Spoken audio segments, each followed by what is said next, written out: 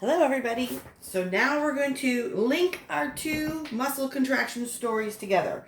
In the last video, I talked about excitable membranes, we talked about the neuromuscular junction, and how we convert the signal from an electrical action potential to a chemical in the form of acetylcholine, and then back to an electrical signal in the muscle cell.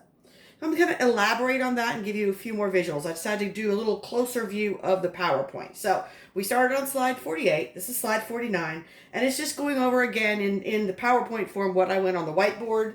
The neuromuscular junction is the space between the neuron and the skeletal muscle fiber. And so what we're going to use it for is there's a gap between them. We have to convert our electrical action potential into a chemical signal. And we're going to use the chemical called a neurotransmitter, which has the official name acetylcholine, ACH. Now, what is the ACH for? It's going to bind to the ligand-gated channels on the muscle cell that are going to allow sodium to come in. So, ACH binds to and opens a chemically gated sodium channel on the muscle fiber. Sodium enters the cell and depolarizes the motor end plate. So what does depolarize mean? Well, remember, because of the sodium-potassium pump, we had a negative charge inside the cell and a positive charge outside. So it was polarized. We had positive and negatives separated. As positives come into the cell, when we open the sodium channel, that negative number is going to be moving towards 0. So that is going to be becoming depolarized. And then if more than that sodium comes in, it goes above 0, it's going to be continuing to depolarize, but it's going to be going in the positive direction.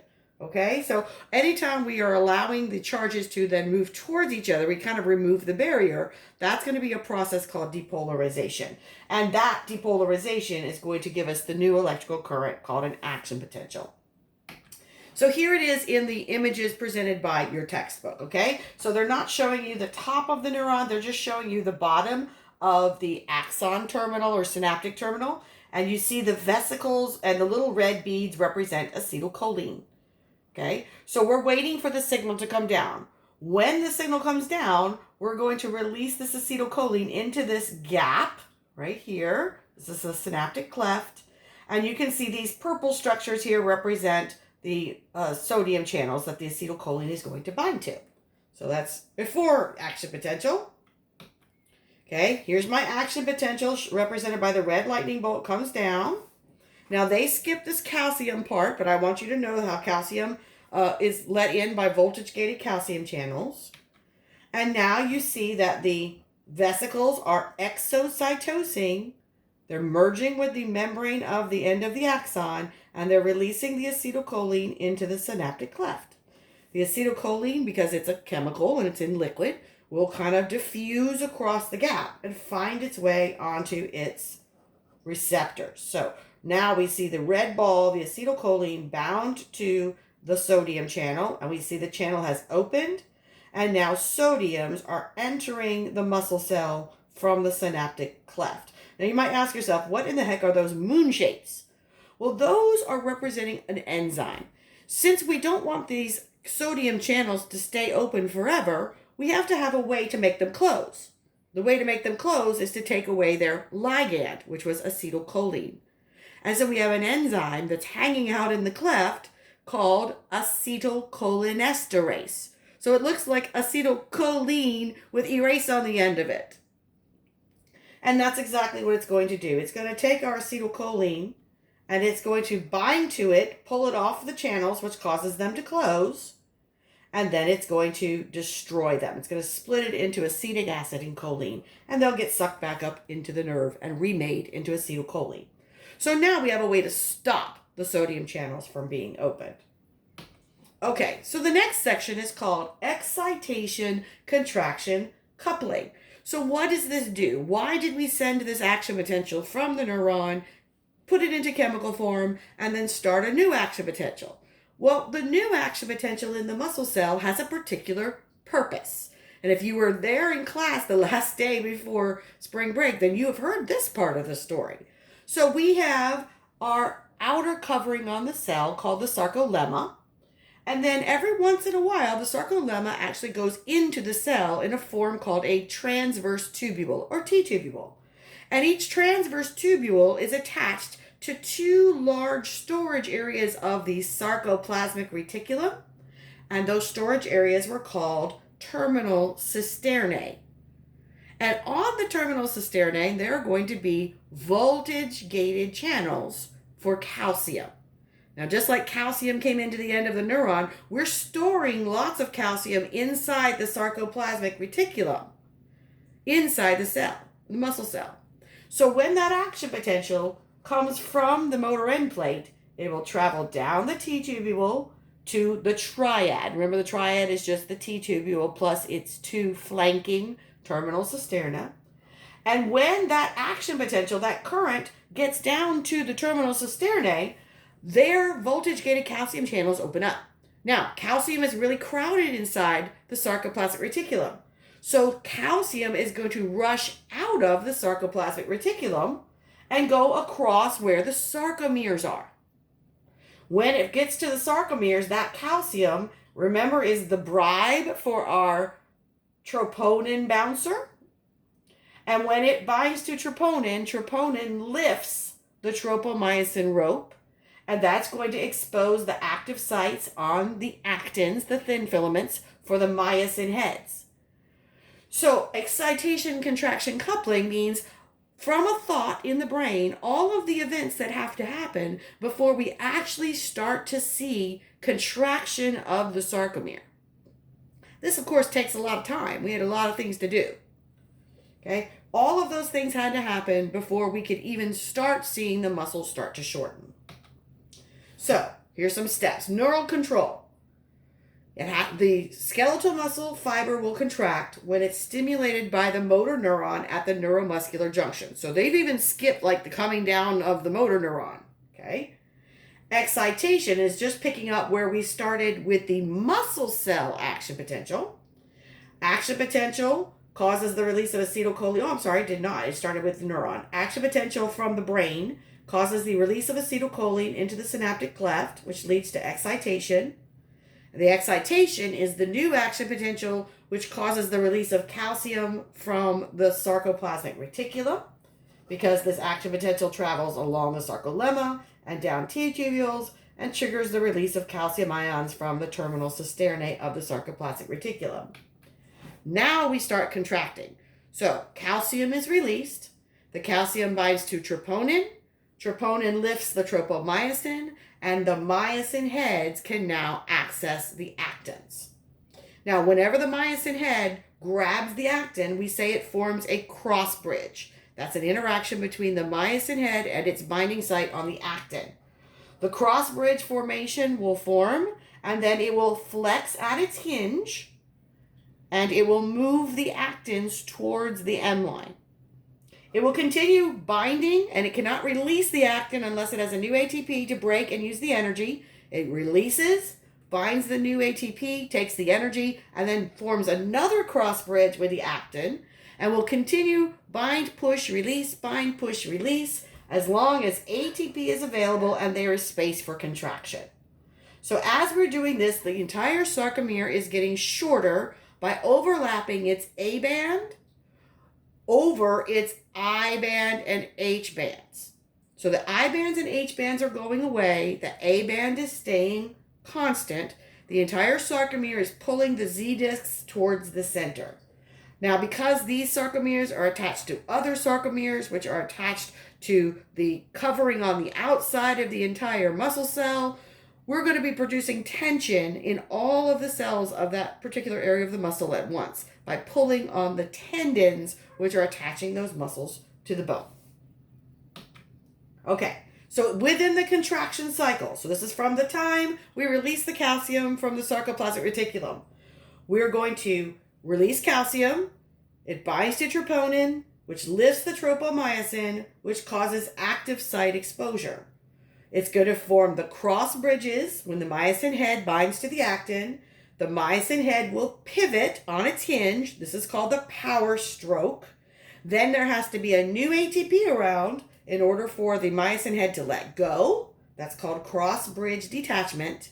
And then it'll use the energy of the new ATP to reactivate. And if there is room within the sliding sarcomere, it will do it again. So that's my contraction cycle.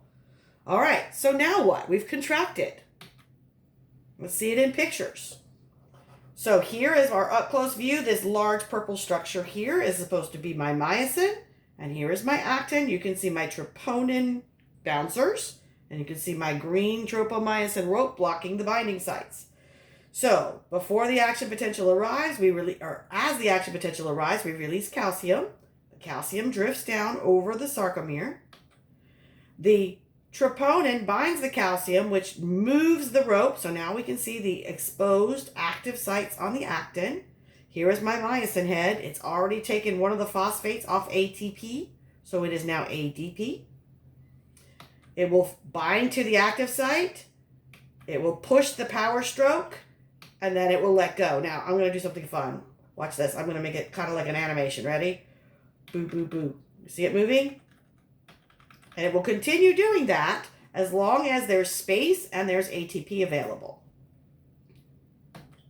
So a resting sarcomere has a very large H band and fairly large I bands. The A band is here. And a contracted sarcomere, we lose most of the I band and we lose a lot of the H band or H zone. So when we do this, we're pulling all of the sarcomeres along the length of a muscle cell, which then shortens the cell. The cell is attached to the tendons are attached to the bones. And so the entire muscle cell and all the other muscle cells that are activated are shortening at the same time and producing tension on both ends. The speed of how fast it can shorten depends on how many power strokes per second the myosin heads can do. How long a contraction lasts depends on how long is it told by the neural stimulus or the nervous system, how much free calcium remains in the cytosol, and how much ATP is available. So, in order to relax the muscle, right after we contract it, we have to reverse all these steps. We have to get rid of the calcium that we let diffuse out of the sarcoplasmic reticulum. Now, we have let it loose. It does not want to go back in. It's not going to diffuse into the sarcoplasmic reticulum. Instead, we're going to have to actively pump it, which also burns ATP. So we can get the calcium to detach from the troponin. Troponin will lower the tropomyosin rope and reblock the active sites, but we have to take all that calcium away and put it back into the sarcoplasmic reticulum. So, to relax, calcium detaches from troponin. Troponin returns to its original position, active sites are recovered by tropomyosin, and the contraction ends. Now, that's what's happening on the actin side. What's happening on the myosin side? Well, before we can get the myosin to let go, we had to have ATP available. The myosin binds the new ATP, and then it lets go of the actin. In that split second, hopefully that's when the troponin lowers the tropomyosin rope. So what is rigor mortis? So a number of hours after a person dies, all of their muscles will contract and will stay contracted. So after a person dies, they don't have the ability to maintain holding on to the calcium inside the sarcoplasmic reticulum. And as cells begin to break down, the calcium comes out of the sarcoplasmic reticulum, and it causes all those cocked, ready myosin heads. Once the calcium comes out, the troponin lifts the tropomyosin, the myosin heads bind, but guess what? When you're dead, you're not making new ATP. So if you don't have any ATP, you can't get the myosin heads to detach. So the myosin heads are attached, the muscle is contracted for a while, and then eventually enzymes go in and break those tissues back down again, and the muscle relaxes. So rigor mortis is a fixed muscular contraction that occurs after death due to leakage of calcium out of the sarcoplasmic reticulum and the lack of ATP to make the myosins detach. Okay, so here's our summary so far. We send a thought from the brain down to the end of the nerve terminal. Here's this axon terminal. Here's my little action potential thought, electrical current. It causes voltage-gated calcium channels to open. The calcium comes into the neuron and tells the neuron to release acetylcholine from vesicles into the synaptic cleft. The acetylcholine crosses the cleft and binds to the sodium channels and opens up the channels for sodium. That gives me a new action potential represented by this red line. The new action potential goes down along the membrane of the muscle cell, the sarcolemma, and goes down into a T-tubule, and it opens up voltage-gated calcium channels on the sarcoplasmic reticulum. So we've had 2 voltage-gated calcium channels and 1 ligand-gated sodium channel. When the voltage-gated calcium channels open, calcium comes out. It binds to the troponin on the thin filament, which moves the tropomyosin. And now the myosin heads can bind, form a cross bridge, power stroke, and then if there's available ATP, let go and do it again. So, acetylcholine gets released at the beginning, action potential is generated, reaches T-tubule, sarcoplasmic reticulum releases calcium, active sites and cross bridges form, and the contraction cycle begins. So the myosin heads grab these actins and pull them towards the center where the M line is. In order to end the muscle contraction, we have to have ATP available to let the myosin head let go. After the myosin head lets go, we need to remove the calcium so that the troponin lowers the tropomyosin rope and blocks myosin access. The calcium has to be actively pumped back into the sarcoplasmic reticulum, and then the sarcomere will passively relax to its resting length.